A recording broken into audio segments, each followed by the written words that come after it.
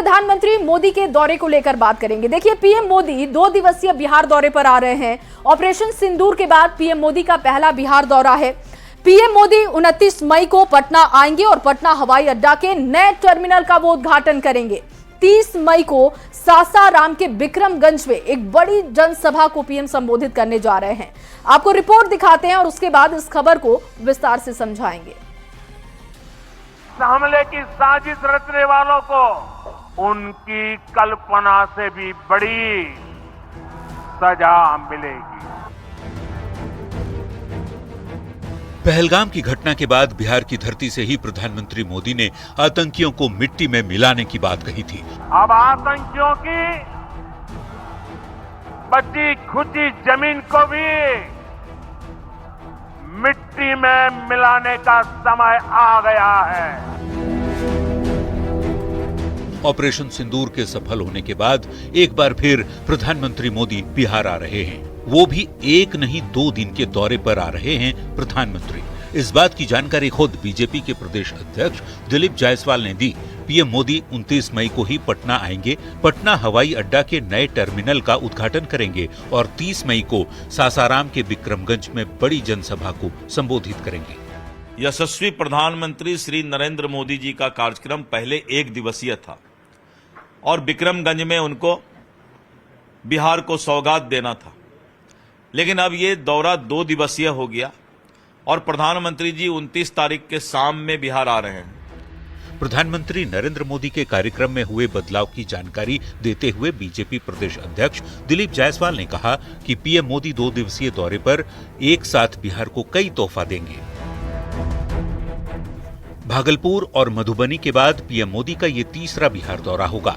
इसके अलावा एक बार पीएम मोदी वर्चुअली भी बिहार से जुड़ चुके हैं। चुनावी साल में प्रधानमंत्री जब भी बिहार आए तो सौगातों से बिहार की झोली भर दी। इस बार भी पीएम मोदी सौगात तो लाएंगे ही, साथ साथ सियासी बिसात भी बिछाने का काम करेंगे। 2020 विधानसभा चुनाव और 2024 लोकसभा चुनाव में शाहाबाद में एनडीए का प्रदर्शन अच्छा नहीं था। पीएम मोदी की शाहाबाद में सभा के जरिए चुनावी माहौल बदलने की भी कोशिश होगी। सवाल है कि मोदी का मिशन बिहार, विपक्ष कितना तैयार। पटना से न्यूज 18 के लिए संवाददाता शैलेंद्र कुमार के साथ ब्यूरो रिपोर्ट। और आइए अब आपको खबर को समझाते हैं। प्रधानमंत्री नरेंद्र मोदी एक नहीं बल्कि 2 दिवसीय दौरे पर बिहार आ रहे हैं। लगातार पीएम का फोकस बिहार पर है। 29 मई को प्रधानमंत्री पटना में रहेंगे और हवाई अड्डे के नए टर्मिनल की सौगात वो बिहार को देंगे। 30 तारीख का कार्यक्रम आपको बता देते हैं। देखिए, 30 मई को रोहतास के बिक्रमगंज में जनसभा को यहां से संबोधित करेंगे पीएम। खबर को समझने के लिए ये जानना बहुत जरूरी है कि प्रधानमंत्री का ये कौन सा बिहार दौरा है। तो आपको बता दें कि 24 फरवरी को प्रधानमंत्री बिहार आए थे, फिर 24 अप्रैल को प्रधानमंत्री बिहार आए और अब 29-30 मई को बिहार आ रहे हैं। और इस बीच में वो खेलो इंडिया कार्यक्रम को भी वर्चुअली संबोधित कर चुके हैं।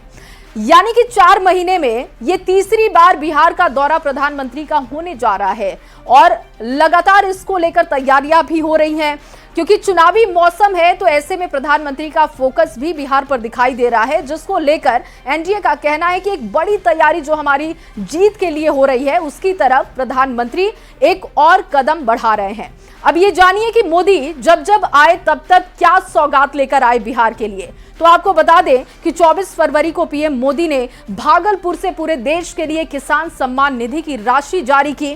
24 अप्रैल को जो कार्यक्रम था, 24 अप्रैल को भागलपुर में पंचायती राज दिवस पर कार्यक्रम में शामिल हुए और कई सौगात उन्होंने दिए। अब 29-30 मई को 2 दिवसीय का कार्यक्रम है पीएम का, और जब पीएम आ रहे हैं तो बिहार के लिए कई बड़ी सौगातें लेकर आ रहे हैं, जिसमें ये टर्मिनल का उद्घाटन करना भी एक बड़ी सौगात है। प्रधानमंत्री के 2 दिन के कार्यक्रम की अहमियत को अब समझा देते हैं। देखिए, पीएम का बिहार दौरा बिहार पर फोकस हो रहा है, इस मायने में बहुत अहम है। बिहार को लगातार सौगातें मिल रही हैं और जब पीएम मोदी बिहार आएंगे तो एनडीए को मजबूती मिलेगी, क्योंकि एनडीए लगातार काम तो कर रहा है लेकिन मजबूत छवि प्रधानमंत्री की है। तो ऐसे में जब वो वहां पर पहुंचते हैं, जनता से कनेक्ट करते हैं, तो एक अच्छा और बेहतर मैसेज भी जाता है।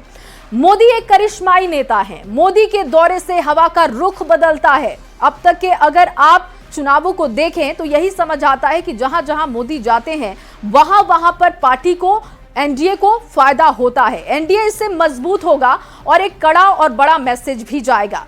यानी पटना और रोहतास के अपने दौरे से प्रधानमंत्री मोदी शाहाबाद और मगध दोनों को साधेंगे। पिछले रिकॉर्ड देखें तो शाहाबाद में बहुत अच्छा नहीं था, इसीलिए लगातार इस पर फोकस भी है।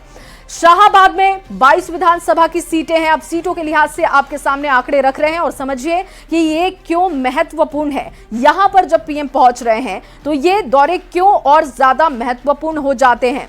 शाहाबाद में 22 विधानसभा की सीट है। मगध की बात की जाए तो यहां पर 26 विधानसभा की सीटें हैं। सीटों के लिहाज से देखें तो ये दोनों ही क्षेत्र बहुत महत्वपूर्ण है। 2020 के विधानसभा चुनाव के रिजल्ट पर भी अब नजर डाल लेते हैं। ये आंकड़े भी हमने आपके सामने रख दिए हैं।